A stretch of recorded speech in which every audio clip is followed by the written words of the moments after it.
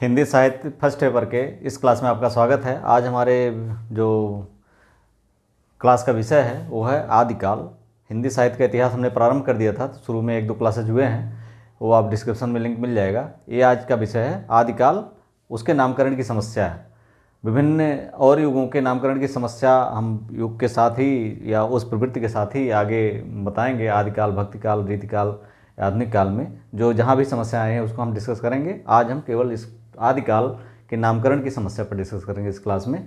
अगली क्लास जो होगी आदिकाल की जो अन्य प्रवृत्तियां हैं, जैसे सिद्ध साहित्य, नाथ साहित्य, जैन साहित्य, खुसरो, विद्यापति की पदावलियाँ, इनसे संबंधित जो भी चीज़ें हैं, इस काल की जो प्रवृत्तियां हैं प्रमुख, उनके बारे में चर्चा करेंगे। तो शुरू करते हैं।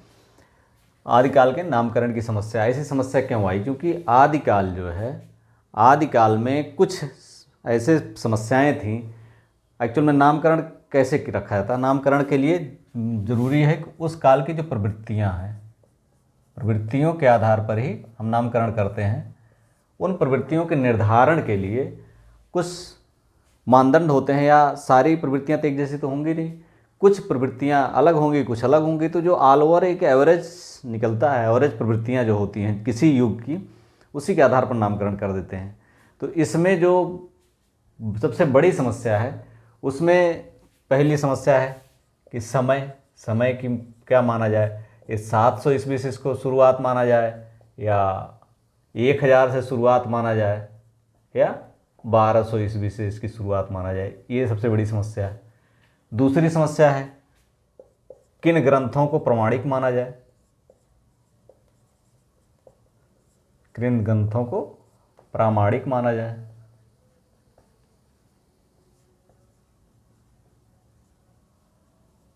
इसी तरह से जो धार्मिक साहित्य है, धार्मिक साहित्य, उसे साहित्य की कोटि में रखा जाए या नहीं।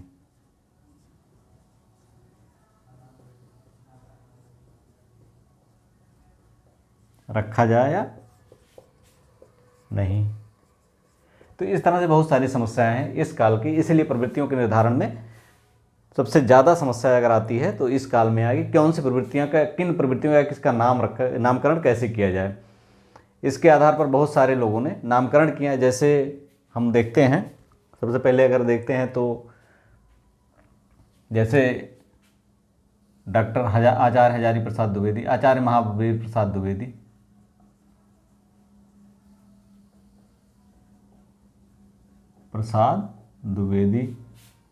इन्होंने कहा बीज वपन काल। इसी तरह से ये बीज वपन काल है। दूसरा मान लें जॉर्ज ग्रियर्सन को देखें, जॉर्ज ग्रियर्सन, इन्होंने कहा चारण काल। ठीक।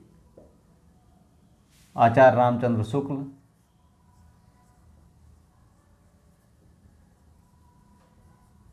इन्होंने क्या कहा? शुक्ल ने कहा वीरगाथा काल। आचार्य हजारी प्रसाद द्विवेदी,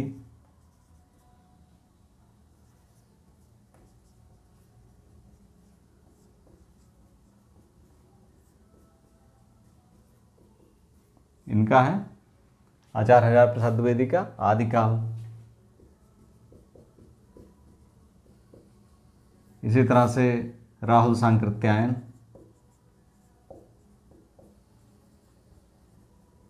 इन्होंने क्या कहा? सिद्ध सामंत युग।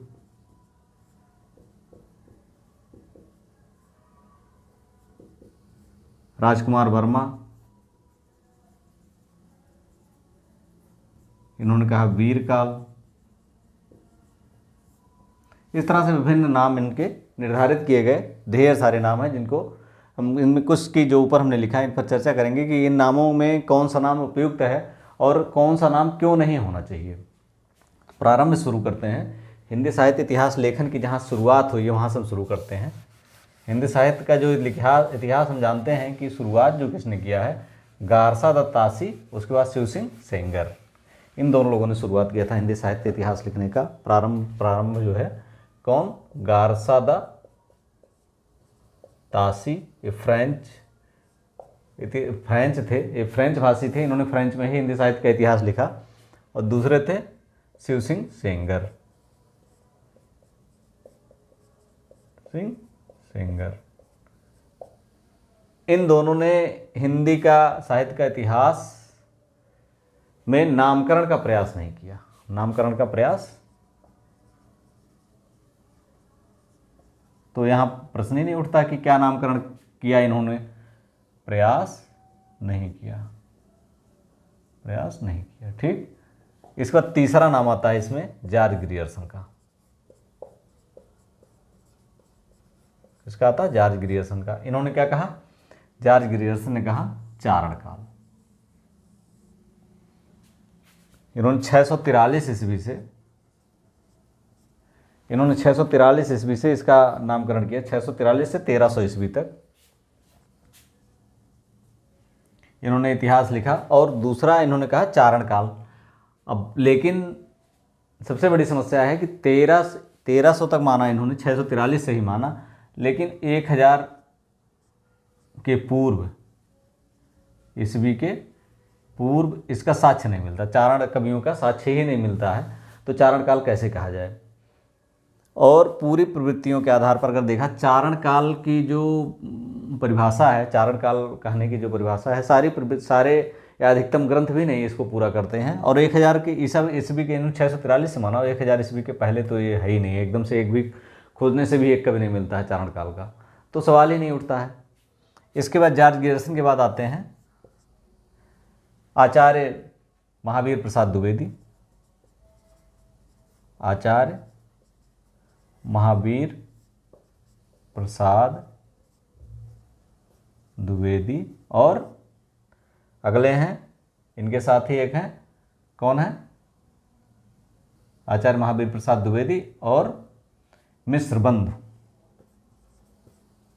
इन्होंने मिश्र बंधु विनोद लिखा है। इन्होंने कहा बीज वपन काल। बीज वपन काल, ठीक। आज मिश्र बंधु ने कहा प्रारंभिक काल। आदिकाल को क्या कहा? प्रारंभिक काल। अब इन दोनों को अगर देखा जाए तो बीज वपन काल नहीं कह सकते। बीज वपन काल कहने का मतलब, उनका कहने का तात्पर्य यह था कि आगामी साहित्य की सभी प्रवृत्तियों के बीज यहाँ पर हैं। ये बीज बोने का समय था, उसके बाद ये फसल के रूप में लहलहाई आगे चल करके हिंदी साहित्य के रूप में। लेकिन क्या सारी प्रवृत्तियों का बीज यहाँ पर था? सारी प्रवृत्तियों के बीज यहाँ पर नहीं थे। सारी प्रवृत्तियाँ जो बाद में विकसित हुई हैं उसमें अधिकतर प्रवृत्तियों, कुछ प्रवृत्तियों के तो बीज मिल जाएंगे, लेकिन अधिकतर प्रवृत्तियों के बीज नहीं थे यहाँ पर। इसका बीज वपन नहीं हुआ था, इसलिए इसे खारिज कर दिया गया विद्वानों द्वारा। प्रारंभिक काल तो कुछ नाम ही नहीं है, प्रारंभिक से कुछ निकलता ही नहीं है, किसी प्रवृत्ति का बोध नहीं होता है कि कोई प्रवृत्ति यहाँ दिखाई पड़े। जैसे बीज वपन में तो थोड़ा सा दिखाई देता है कि बीज वपन मतलब कोई बीज, हिंदी साहित्य का जो बाद के समय का जो समय था, तो उस समय के कुछ बीज, साहित्य की प्रवृत्तियों के कुछ बीज यहाँ पर थे, लेकिन वो सारी प्रवृत्तियों के बीज यहाँ पर नहीं हैं, या अधिकतम प्रवृत्तियों के बीज यहाँ पर आपको दिखाई नहीं देंगे। तो इसको भी नहीं माना जा सकता। प्रारंभिक काल का कोई मतलब ही नहीं, क्योंकि प्रारंभिक काल का क्या मतलब है ये कुछ स्पष्ट रूप से नहीं बताता, इसलिए प्रारंभिक काल को भी विद्वानों ने खारिज कर दिया। अगला नाम आता है आचार्य रामचंद्र शुक्ल का। आचार्य रामचंद्र शुक्ल सबसे ज़्यादा मान्यतापूर्ण, इन्होंने वीरगाथा काल कहा। वीरगाथा काल, ठीक। अब वीरगाथा काल कहने का उनका तात्पर्य, इन्होंने जिस आधार पर उन्होंने कहा जो है वीरगाथा काल, वो आधार है वो 12 ग्रंथ।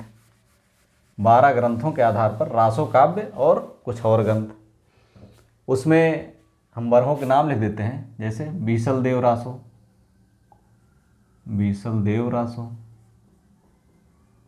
खुमाड़ रासो,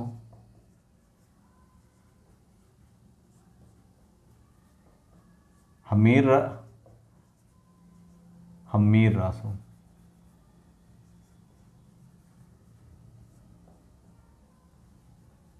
हमीर रासो, परमाल रासो,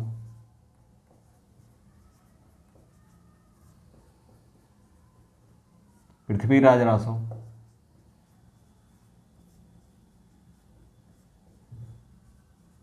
ठीक। इसके बाद है विजयपाल रासो, विजयपाल रासो। उसके बाद इनकी बुक्स हैं जो विद्यापति की कीर्ति लता, कीर्ति पताका,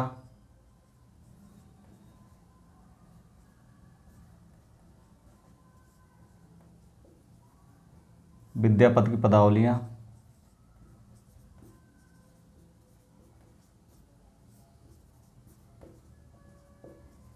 विद्यापति की पदावली। फिर 10वां आप देख सकते हैं खुसरो की पहेलियाँ,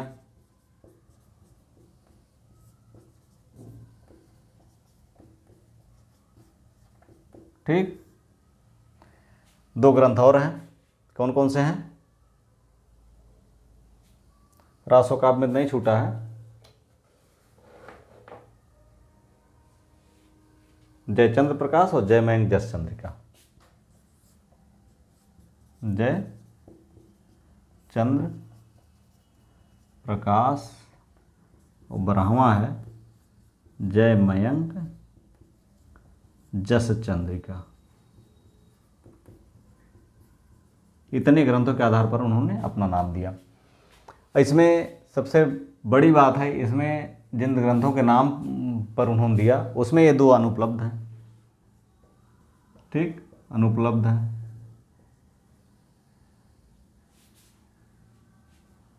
हम्मीर रासो और ये कीर्ति अनुपलब्ध है। एक ये अनुपलब्ध है, कीर्ति पताका ये अनुपलब्ध है, ठीक। बीसल देव रासो बहुत बाद का लिखा हुआ है, 1200 के बाद का लिखा हुआ है। इसी तरह से मतलब कहने का तात्पर्य यह है कि ये जो इसकी प्रामाणिकता संदिग्ध है, उन्होंने खुद प्रामाणिकता संदिग्ध है।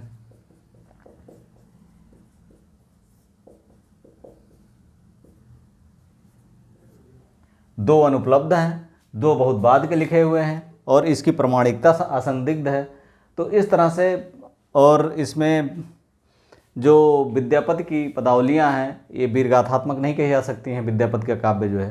तो इस तरह से हम देखते हैं कि वीरगाथा काल नाम इनके जो इन्होंने डिस्क्रिप्शन जो जिन बुक्स के आधार पर दिया है उन बुक्स के सामान्य प्रवृत्तियों के आधार पर भी नहीं लगाया जा सकता। कीर्तिलता कीर्ति पताका हुआ, इसके बाद जो है खुसरो की पहेलियाँ हुई, विद्यापति की पदावली हुई, एक जो अनुपलब्ध ग्रंथ हैं, इसके बाद के लिखे हुए ग्रंथ हैं। तो सब मिला करके 2-3 ग्रंथ ही ऐसे बचते हैं जो इनकी प्रवृत्तियों की जिनके आधार पर ये सटीक बैठता है। अगर रामचंद्र शुक्ल, आचार्य रामचंद्र शुक्ल जी आज भी होते तो वो इस नाम को खारिज कर देते। तो स्पष्ट हो गया कि वीरगाथा काल नाम उपयुक्त नहीं है। अब आता है नाम इनका आचार्य।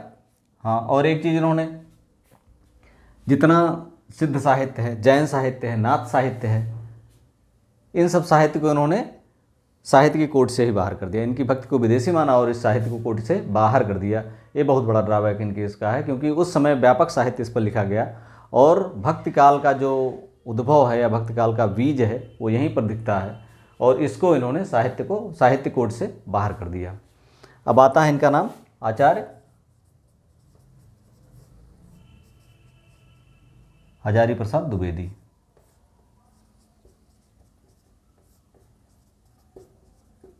इन्होंने क्या कहा? आदिकाल।